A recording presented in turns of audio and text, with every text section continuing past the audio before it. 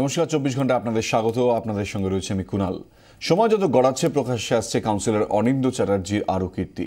সন্তোষ লোধ, অরুণাভ মুখার্জি একা নন, দাপুটে কাউন্সিলরের তোলাবাজির শিকার বিডি ব্লকের 386 নম্বর প্লটের মালিক যমুনা মণ্ডল। তার কাছে কাঠাপ্রতি 10 লক্ষ টাকা করে মোট 20 লক্ষ টাকা তোলা চান অনিন্দ।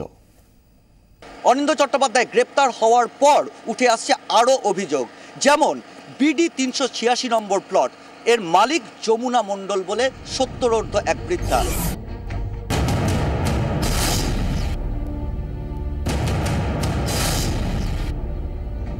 স্বামীর সূত্রে বিডি ব্লকের 386 নম্বর প্লটের মালিকানা আসে যমুনা মণ্ডলের হাতে। জয়নগরের বাসিন্দা সত্যরোধ্য যমুনা দেবী শয্যাশায়ী, সম্পত্তি দেখভাল করেন গৌতম চক্রবর্তী। মার্চে বাড়ি তৈরির কাজ শুরু করতেই হাজির হয়ে যায় অনিন্দ দলবল। হুমকি, কাজ শুরু করতে দিতে হবে 20 লক্ষ টাকা। কাঠা প্রতি 10 লক্ষ টাকা হিসেবে 20 লক্ষ টাকা চাওয়া হয়েছিল। অসুস্থ যমুনা দেবীর 20 লক্ষ টাকা দেওয়ার সাধ্যাতের, তাই কাউন্সিলরের হাতে পায়ে ধরে চলতে থাকে অনুনয়। হ্যাঁ, সহযোগিতা তো অবশ্যই করব, কিন্তু এখানে এই টাকাটা আমাকে দিতে হবে, এখানকার আমার খরচাপাতি ইত্যাদি বলে উনি আমার কাছে এই টাকাটা ডিমান্ড করেন। বৃথা চেষ্টা, দর কমাতে রাজি হননি অনিন্দ। নিরুপায় গৌতম বাবুরা দৌড়ন পুলিশের কাছে, কিন্তু তাতেও বিশেষ সুবিধা হয়নি। আমরা পুলিশকে জানিয়েছিলাম, সে কথাটা আমি ওনাকে বলেছিলাম যে আমরা কিন্তু নিরুপায় হয়ে কিন্তু প্রশাসনের দ্বারস্থ হব। উনি পরিষ্কার বলে দেন, প্রশাসন কেন, আমার ওয়ার্ডে আমি শেষ কথা, এখানে কারোর কোনো কথা চলে না। অগত্যা কাজ বন্ধ রাখতে বাধ্য হন গৌতম বাবু। মাস 4 ধরে পরিত্যক্তই পড়েছিল বিডি ব্লকের জমি। মঙ্গলবার অনিন্দ চ্যাটার্জি গ্রেফতার হতেই আশার আলো দেখছেন গৌতম বাবুরা। 2-1 দিনের মধ্যেই পুলিশে ফের অভিযোগ দায়ের করছেন তারা। আমরা আবার পুলিশের কাছে সমস্ত তথ্য সামগ্রী একসাথে এক জায়গায় করে আমরা অভিযোগ জানাবো। পুলিশ সূত্রে ইঙ্গিত যে এই রকম অভিযোগ যদি ফের পাওয়া যায় কাউন্সিলরের বিরুদ্ধে, তবে তার বিরুদ্ধে নতুন করে মামলা করা হবে। তুষার ঘটকের সঙ্গে সিজার মণ্ডল ও নান্টু হাজারের রিপোর্ট, 24 ঘন্টা। 41 নম্বর ওয়ার্ড জুড়ে তোলাবাজির জাল ছড়িয়েছিল কাউন্সিলর অনিন্দ চট্টোপাধ্যায়। পাড়ার রিক্সা চালক থেকে ছাতু বিক্রেতা কিংবা সেলুন মালিক, তার শিকারী নজর এড়াতে পারেনি কেউই। গোটা ওয়ার্ড জুড়ে মর্জি মাফিক নিয়ম চালু করেছিলেন জেলবন্দি কাউন্সিলর। পুর নিগমের সম্পত্তিও ভাড়া দিতেন নিজের ইচ্ছে।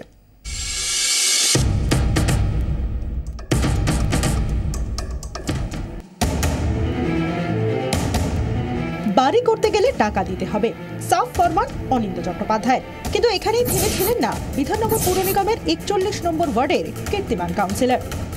41 নম্বর ওয়ার্ডের রিক্সা চালক থেকে শুরু করে সামান্য ছাতুওয়ালা বা স্ত্রীর দোকানদার, প্রত্যেককেই এখানে মাসে পয়দা দিতে হতো কাউন্সিলর অনিন্দ চট্টোপাধ্যায়কে, আর না দিলে তাদের ব্যবসা বন্ধ করে দেওয়ার হুমকি।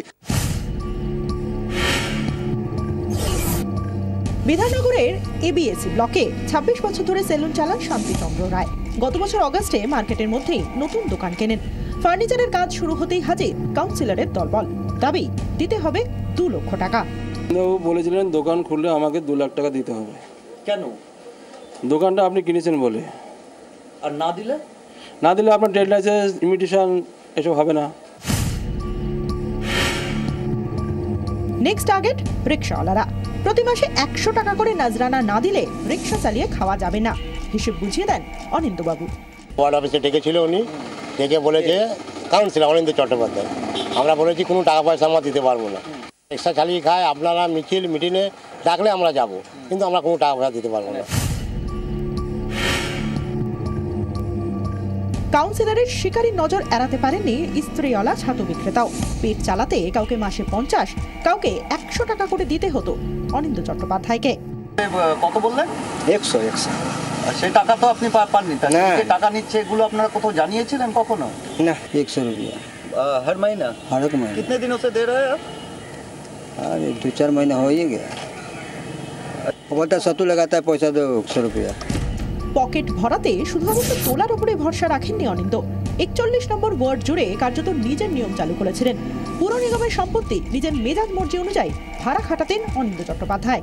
স্থানীয় ব্যবসায়ী অজয় সাউকে গত 1 বছর ধরে তিনি এই প্রপার্টিটাই ভাড়া দিয়ে রেখেছিলেন। কাউন্সিলর থেকে কথা বলে এই দোকানটা নেওয়া হয়েছে। আচ্ছা, সেটা কতদিন আগে নিয়েছে? এই আপনার এই দোকানটা তো তৈরি হয়েছে 1 বছর 1.5 বছর চলবে। 41 নম্বর ওয়ার্ড জুড়ে এভাবেই ছড়িয়ে ছিটিয়ে রয়েছে অনিন্দ তোলাবাজির অসংখ্য প্রমাণ। কাউন্সিলর জেলবন্দি হওয়ায় স্বস্তির নিঃশ্বাস ফেলছেন খেটে খাওয়া মানুষগুলো। এবার আমি কালকে দোকানটা খুলেছি, আজকে ঝাড়ফুস করবো, রং ফং হবে, ফার্নিচারের কাজ হবে, তারপরে করবো দোকান। ক্যামেরায় তুষার ঘটকের সঙ্গে সিজার মণ্ডল, 24 ঘন্টা। আরব বিপাকে তৃণমূল কাউন্সিলর অনিন্দ্য চ্যাটার্জি এবার অনিন্দ্যর আয় বহির্ভূত সম্পত্তি নিয়ে তদন্ত করতে পারে দুর্নীতি দমন শাখা।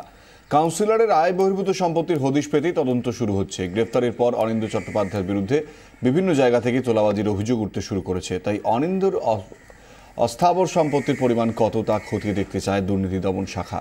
শিগগিরই দুর্নীতি দমন শাখার আধিকারিকরা তদন্ত শুরু করতে চান। বাংলাদেশের প্রধানমন্ত্রীর কাছ থেকে তোলাবাজির অভিযোগ আসার রাজ্যের পক্ষে লজ্জার মন্তব্য অধীর চৌধুরীর। তোলাবাজি, সিন্ডিকেটবাজি, বালি খাদান, কয়লা খাদান, লোহা চোর সবই তো আপনি করে দিয়েছেন। তো এতদিন ধরে বাংলার মুখ্যমন্ত্রী যাদেরকে তোলাবাজি করতে উৎসাহিত করেছেন, বাংলাকে লুট করতে যাদেরকে প্রশ্রয় দিয়েছেন, হঠাৎ করে মুখ্যমন্ত্রীর কি হৃদয়ের পরিবর্তন হয়েছে, মানসিক পরিবর্তন হয়েছে, না মুখ্যমন্ত্রী তার হারিয়ে যাওয়া ভাবমূর্তিতে হোয়াইট ওয়াশ করতে যাচ্ছেন, কোনটা? অতএব তোলাবাজি কিন্তু বাংলার আজকে শিকড় অনেক গভীরে চলে গেছে। স্বাভাবিকভাবেই আমি একজন কাউন্সিলরকে গ্রেপ্তার করলাম তার মানে তোলাবাজি শিল্প বন্ধ হয়ে যাবে এমন ভাবার কোনো কারণ নেই। আরও বড় কথা, যেখানে বাংলাদেশের প্রধানমন্ত্রীর তরফ থেকে হস্তক্ষেপ করতে হয়েছিল, সব মানুষের সে ভাগ্য নেই যে কোনো দেশের প্রধানমন্ত্রী অনুরোধ করবেন। দুর্ভাগ্য আমাদের যে পশ্চিমবঙ্গের তোলাবাজি শিল্পের পরিণাম এমন জায়গায় গেছে যে আজকে অন্য রাষ্ট্র থেকে তাকে অনুরোধ আসতে হচ্ছে। এর থেকে আর লজ্জার আমাদের কি থাকতে পারে? পাশের বাড়িতে বসেই কষা হয়েছিল ডাকাতের ছক। মূল চক্রী ওই বাড়িরই 15 বছরের বিশ্বস্ত রাঁধুনি। ঘটনার দিনও তার নির্দেশে হয়েছিল গোটা অপারেশন। তাকে জেরা করেই সল্টলেকের ডাকাতের কিনারা করল পুলিশ। গ্রেফতার করা হয়েছে আরো 5 জনকে। একজনের খোঁজে তল্লাশি চালাচ্ছে পুলিশ।